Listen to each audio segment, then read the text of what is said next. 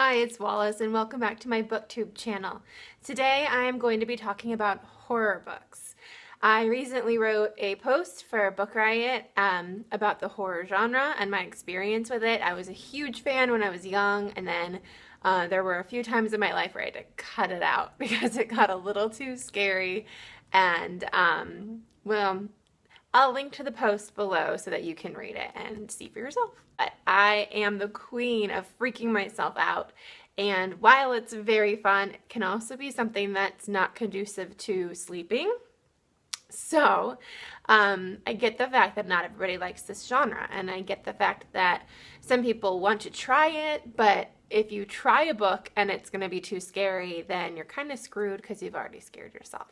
So today I'm going to be talking about a few of the books that I own that fit this category and who they could possibly fit for. So if you're somebody who's interested in dipping your toe into the horror genre because you like being a little bit scared but not crazy scared, I'm going to try to show you some things to read, and then going all the way up to maybe people who just really like to freak themselves out. Now, I don't have anything for those of you who probably are at that end of the spectrum of really wanting to freak yourself out.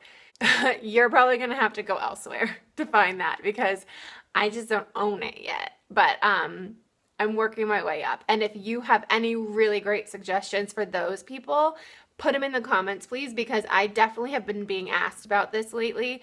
And because I haven't gotten that far into the genre yet, I don't have the right answers. And a lot of people who read a lot of horror get desensitized to it. So they're looking for these extremes that I couldn't read without maybe having an aneurysm. So help me out down below, okay? I'm going to start with a couple of classics. And the horror genre and the suspense thriller genre, there's just a really fine line, in my opinion, about what constitutes horror, what constitutes just thriller suspense. So some of these are probably going to be mixed, and some of you who are like die-hard horror fans are probably going to not necessarily agree with me on everything that is horror. But bear with me, because I'm taking that thin line and I'm abusing it a little bit because most of us can't take the kind of horror that you really die-hard fans can take. So a few of the just classics in horror that I have are Flowers in the Attic by V.C. Andrews, and they actually just recently made this a Lifetime movie, which is weird.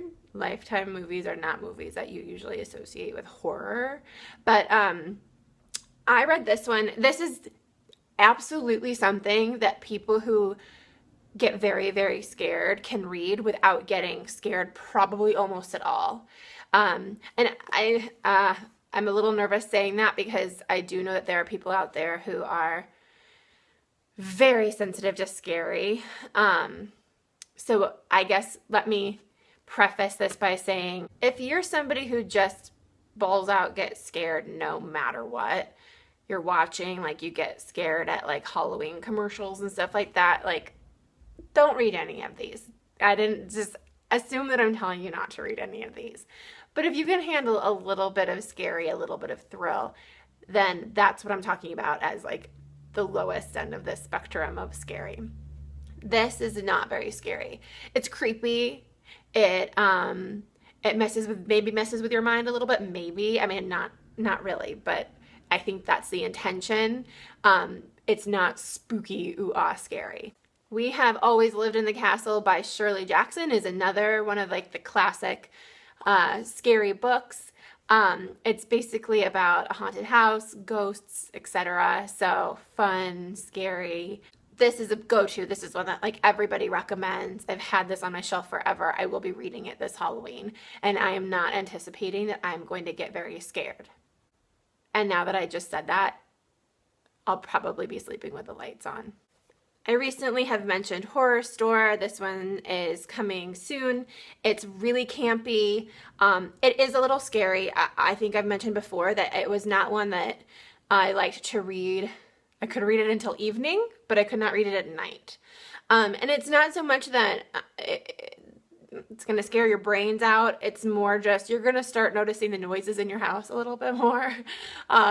It's it's a little scary. I recommend it for people who are maybe the step above the ones that get scared at like Halloween commercials. Like, don't read it if you're one of those. Read it if you're like the step above that. Two of the ones that have come out in the last year that are like crossing the border maybe between thriller, suspense, and horror. Really low on the horror scale. This was Winter People by Jennifer McMahon, and I read this one during the daylight too. It was such a fun read. I blew through this one. I was like, any chance I could get to read, I was reading it. It's really fun. You don't know exactly what's happening, so it's messing with your mind a little bit, but it also incorporates like, you don't know if it's something real or something supernatural or what's going on. So if that scares you, beware. This is also one that, you know, I eyeballed my closet every night. Yeah, so there's that. I liked to keep the door closed on my closet at night when I was reading this. So just don't know that. And then Night Film by Marisha Pessl. This is another one that's been really popular over this past year. Again, it kind of borders the like horror / thriller suspense. Some of the parts get pretty scary. I have been reading this one for a while. This one is not as quick of a read for me as it is for other people. It is something that I have read at night, and it is something that can kind of give you weird dreams, but not necessarily something that I double checked if the door was locked. You know what I mean? But it's a good one. It's a long one. And the fun thing about this one is it has pictures of like internet pages and stuff. All of it is fictional, but it's almost like you're reading a real story. It starts to make you feel like you're reading a real story about something that's happening to a real person. So that's part of the fun as well. And it actually doesn't make it any scarier. It just makes it more fun to read. Scandinavian authors do thriller, suspense, etc. really, really well. It's a fine line again between what is thriller and what is horror. We learned that with Girl with the Dragon Tattoo. Some people were scared out of their wits with it. Some people thought it was boring, and then other people just thought it was a good mystery. So, you know, judge off of that, because they're all kind of dark like that. At least the ones that I've read and the ones that I've owned. They're all just kind of dark. So if you haven't heard of Joe Nesbo, he's kind of this is not new. This has been like over the past several years. Like, he's becoming super popular in America. Not becoming, he became super popular in America. His books are about a detective, so a lot of the things you're going to be reading are about like grisly, dark murders and getting into the details of that. Harbor is kind of a psychological, paranormal type thriller. So another one that's just probably going to mess with your brain more than anything else. But if you like that kind of stuff, yay! And if you don't, then skip it. So Stephen King is like the master of horror in a lot of people's minds. He's just like classic. That's what he does. He does other things. I read 11/22/63 by him. It's actually the only book that I've read by him, which was fantastic. It's a time travel book. It's not really scary whatsoever. But I've seen tons of his not tons. I've seen plenty of his movies, and some of you probably have too. Say maybe the least scary of his movies that I've seen was Stand By Me when I was younger, but it did feel very scary actually when I was younger, when you got to the part with the dead kid. That felt weird to smile and say the dead kid at the same time. I did ask some of my colleagues at Book Riot what they would recommend, because I want to read one of his books. I know it's going to scare me out of my gourd, and I am not going to be happy about it, but I want to give it at least a try. And the two recommendations that I got were for It and for Salem's Lot. And I mentioned It before. It is the one that, like I said in another video, if you happen to see that creepy clown movie, like I think it came out around 1990, it was based on this book. And I actually did not know that when I bought the book. I started looking into it, and people referenced Pennywise, and then looked at Pennywise, and he was a very familiar, terrifying part of my childhood. So This one will be very interesting to read as opposed to watch. I'm wondering if it'll actually even feel as scary to me to read it since I've seen parts of that movie, which is a very creepy movie, at least when you're 10 years old.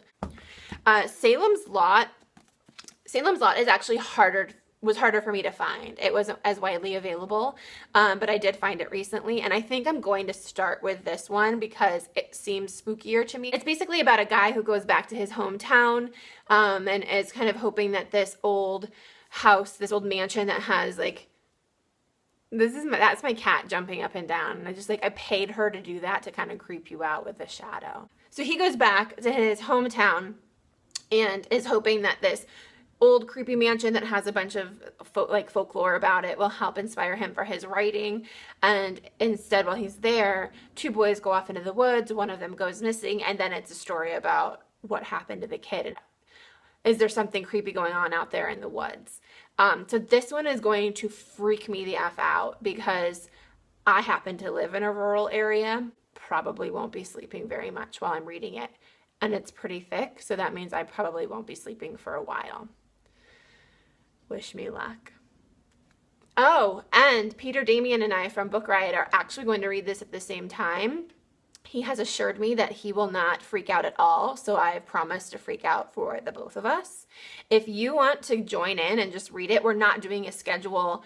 We are not, there's nothing formal about this. We're just gonna probably read it roughly around the same time and try and scare the crap out of each other on Twitter. So if you want to do that with us, join us. On the homepage of this channel, you can find my Twitter account, and you'll be able to find him through there as well if you want to follow him too and be part of that conversation. Then the more the merrier, the more the scarier. Oh, did you see what I did there? Lastly, I'm going to tell you about a couple of books that are getting ready to come out. So Tana French is incredibly well known for her genre, and these are probably technically a little bit more mystery thriller, but to people who get scared easily, these could easily be horror books. She again writes about detectives that look into murders, and some of them are kind of psychological thrillers, some of them are just plain old mysteries, but they can get a little spooky. I started one last year and didn't make it through, so this is her newest one that comes out September 2nd.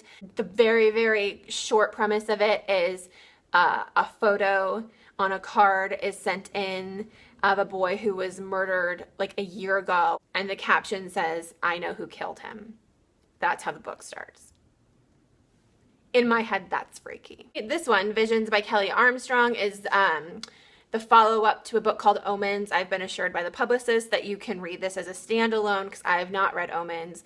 This one is also coming out soon. The new books that haven't come out yet, I'll put their release dates below so that you have a better idea of when to look for them. It's about a woman who's the daughter, her parents were serial killers, and I guess the first book is about her trying to clear them of some of their crimes with the help of this lawyer. And this book is about the rift between the lawyer who was trying to help her do that. During the first book, they split, and so she's kind of on her own, and it starts with her finding a dead woman in her car who is dressed up and made up to look just like her. So that is freaky, and that's scary enough for me to consider this partially horror, because maybe in the literary world that would be just kind of thriller suspense. This probably is going to be pretty scary. So this one comes out soon as well. If you have your favorite horror books, like even if they're not super scary all the way up to this is going to scare you, you will not sleep for 10 months, put them down below. I'd love to hear about them, and I'd love to have more recommendations to tell people, especially those of you who like don't get scared of anything. I would really love to be able to tell those people what to read and just have it scare their pants off. So let me know below. Thanks so much for watching, and I will see you next time. Bye.